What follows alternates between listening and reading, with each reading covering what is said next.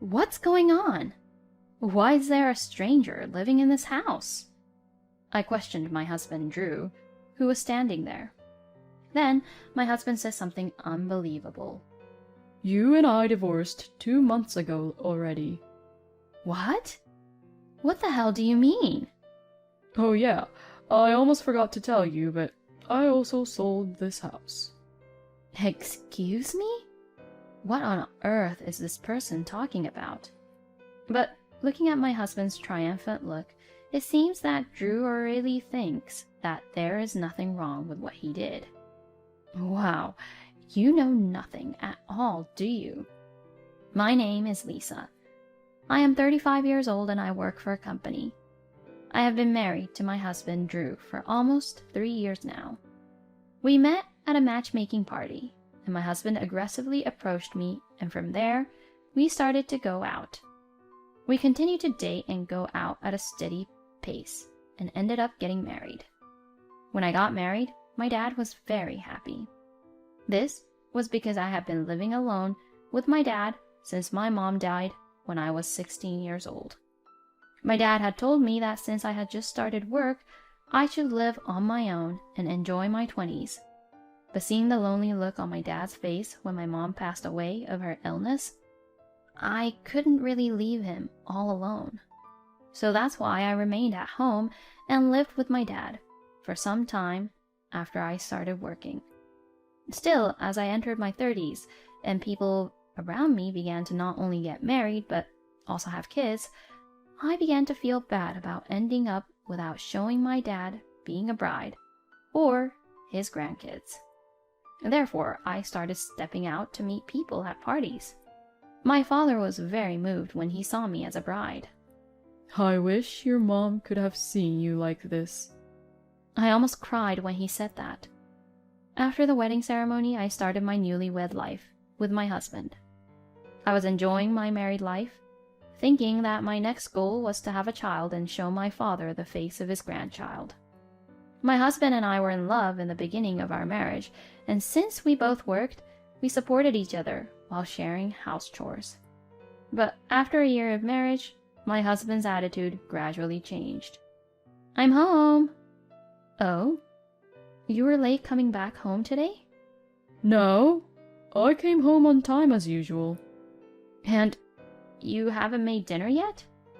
It was the day my husband was in charge of cooking dinner. But my husband suddenly says something surprising. I'm not going to make any meals anymore. Excuse me?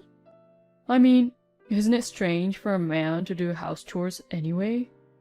That's not true. In this day and age, there is even a term called house husbands, and it doesn't matter what gender you are to do any of the house chores. People are getting too carried away by the media. Usually, women are better at cooking, so it's best for them to cook, right? No way. I do love your cooking, you know. Oh, God. You're such a pain in the ass. Well then, all the days that I'm in charge of cooking, I'll either get us a delivery or get frozen meals. What? That's a bit... It costs a lot of money, and health-wise it's not that good. Then you cook. My husband said that and started forcing me to do all the house chores, even on the days he was in charge. He was kind to me when we first got married, but why has he turned out this way? Maybe this was actually who my husband was. I'm not really sure, but I wasn't thinking about getting a divorce yet. I had been able to make my dad happy by getting married to Drew, but I did not want to make him worry again by getting a simple divorce when I had not yet achieved my goal of showing him his grandkids' faces. Besides, I still loved my husband, and if possible, I wanted to get back to a relationship where we could properly care for each other again. So, I did all the house chores by myself, even though it was very difficult for me to balance everything out. My husband and I are both full-time employees, and we are in about the same position in terms of earning income and having the same responsibilities. The time we leave the house and the time we return home is not much different.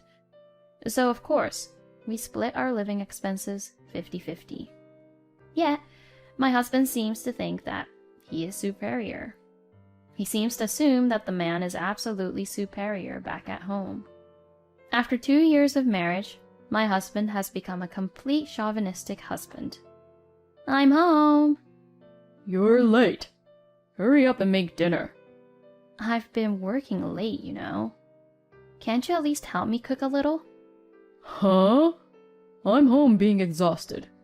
Besides, housework is your job as a wife, right? Shut up and get on with it. Being dismayed and disappointed at my husband on how old-fashioned his ideas were, I thought that if I argued further, it would only make me tired. So I had no choice but to cook. From this time on, I gradually lost hope in my marriage with my husband. I doubt that my husband will ever return to the kind person he was when we were first married. I'll never achieve my goal of showing my dad his grandkids. I decided it was time to prepare for divorce, and I decided to talk to Dad about it. I see. I'm really sorry. Dad, you were so happy that I got married. What are you talking about? I'm not saying that you had to get married or that I had to see my grandchildren. As long as you're happy, Lisa, I'm happy. So, if you can't spend your days smiling in your married life, don't force yourself to stay married. Dad, thank you. Since Dad said that to me, I decided to prepare for divorce. But then, I received a call from the hospital that Dad had collapsed. I had just come home from work and was preparing dinner. What? My dad? I told them I would be right there and started getting ready to go to the hospital. Then my husband stopped me and said, Hey, where are you going? Dad collapsed suddenly, and he got taken to the hospital, so I'm going to the hospital. I wanted to go to the hospital as soon as possible, but my husband says something unbelievable. What? What about my dinner? Huh? I'm starving. You better not go to the hospital and just hurry up and finish cooking my dinner. I despised my husband for what he had said. My love for him had long since disappeared. I mean, I came to really dislike him, or rather, his very existence had become impossible for me to handle. Before I knew it, I was yelling at him. I'm not your mother, you know. Don't be a grown man waiting to be fed like a baby bird. You should at least prepare your own dinner. My husband looked in shock that I said such a thing. I ignored him and left the house, got into the car, and drove to the hospital where my dad was taken. When I arrived at the hospital room, Dad was asleep on the bed. The doctor asked if I was his daughter, and when I said yes, he took me to another room and explained about Dad's condition. He told me that Dad had suffered a stroke while shopping at the supermarket, and that he had been visiting the hospital for several years because he had not been feeling well. I was surprised because I did not know that Dad had been visiting the hospital. The doctor told me that he would be in the hospital for a while and asked me to bring him a change of clothes and, if possible, to visit him frequently to check on him. I immediately agreed and decided to go there every day. But this hospital is quite far from my house. So, I decided to stay at my dad's house for a while because it was closer. But the problem was my husband. I could have divorced him at this point, but there are a lot of procedures and things that need to be done if that were to happen, so the timing is not right now.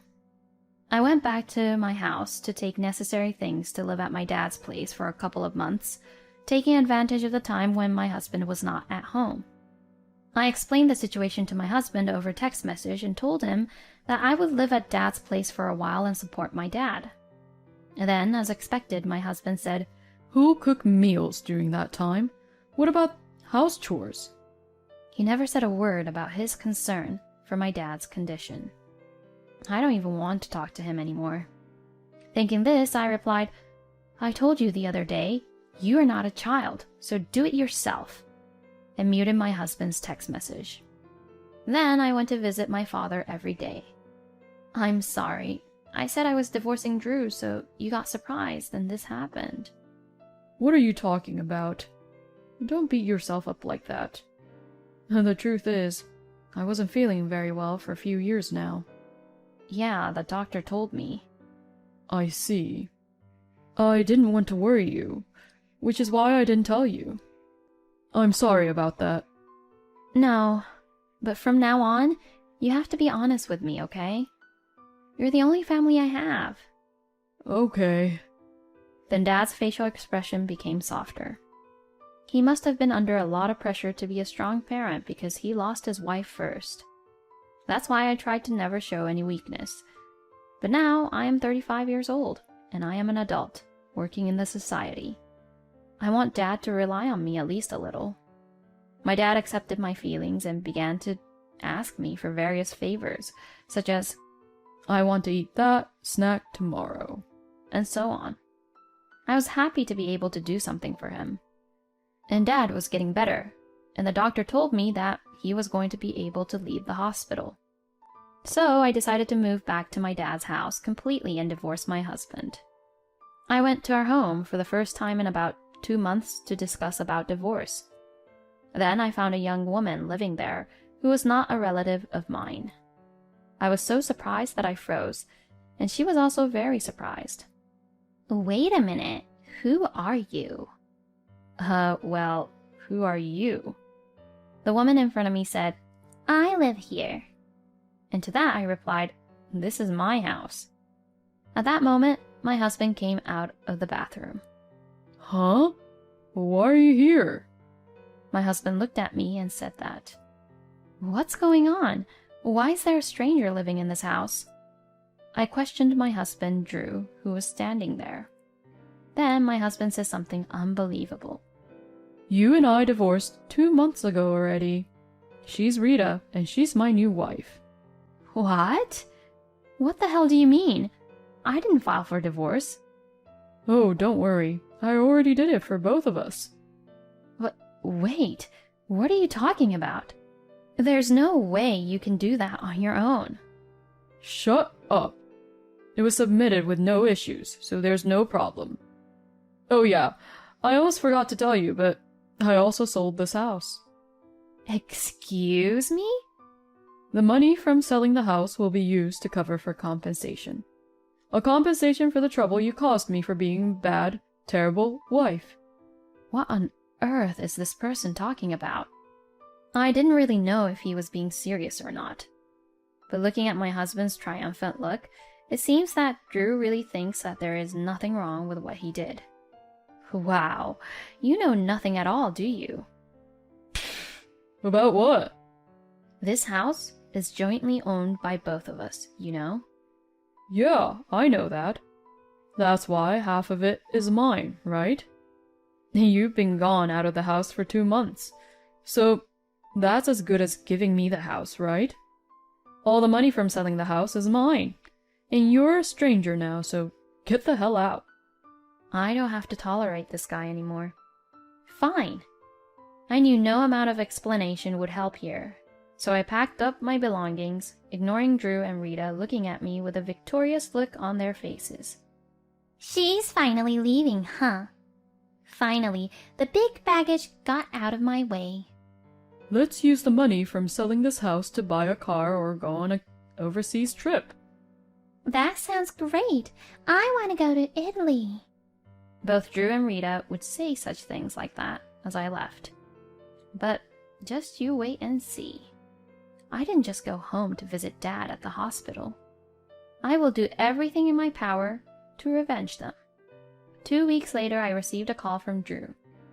Oh, hey! What the hell is going on? Why do I have to pay $250,000 in alimony? This is impossible. My husband was intensely upset. I calmly explained to him. Because what you did was fraud and adultery. You deserve to be charged that amount. It's a settlement so that you won't be erased from society. What? What are you talking about? I never committed adultery. I remarried after you divorced me. There's no point in playing dumb like that. I had the investigating agency investigate about your affair while I was away from home. I know that you had an affair with that woman while we were married. And the divorce papers you filed on your own in the first place are invalid. What? No way. Drew apparently really thought that the divorce papers were valid. But since we have proof of Drew's affair, he understood that he would have to pay alimony. The crime of submitting the divorce papers without permission is also known as a forgery of a private document. In other words, it is a complete crime. If I file a proper notification to the police, you will be a criminal. Excuse me? Then you'll be fired from your job and won't even be able to find another job since it'll be in your records. Oh no. Well, if you prefer that, I'll cancel the settlement and file the report. Well, wait a minute. Okay. But even so, isn't $250,000 too much? That includes all the harassment I received from you, as well as the fees for your affair. So I get $200,000, which is half of the $400,000 you sold the house for, and $50,000 in alimony. No way! I'm going to be left with $50,000 in debt. So I can call the police then? But if I do that, I'm sure you'll lose more than $50,000 though. I got it! I'll pay you. Just don't do that. It's settled then. Thus, I officially divorced my husband and got all $400,000 of the money from selling the house. And since my husband said he couldn't pay in one lump sum, he decided to pay the $50,000 in alimony in installments. I told him that if he failed to pay the alimony, I would report the crime to the police, so the payment has been made without delay. Of course, I also requested alimony of $30,000 from Rita. Rita said that she too was charged such alimony, plus she didn't get the money from selling the house, and when she found out that my ex-husband was in debt, she immediately dumped him. So, Drew was left completely alone, living even poorer and paying alimony every day. But it was all his own fault, so I don't feel sorry for him. On the other hand, I had a lot of money, and my dad was out of the hospital and living well at home, so although my marriage was difficult, I thought it was a good thing in the end. I am also approaching my late 30s, and it is getting harder and harder to find new people. So, I am thankful that I have some savings. So for now, I'm going to live while working hard and cherishing the time I have with my dad. Thank you for watching until the end. Please subscribe to our channel. See you in our next video.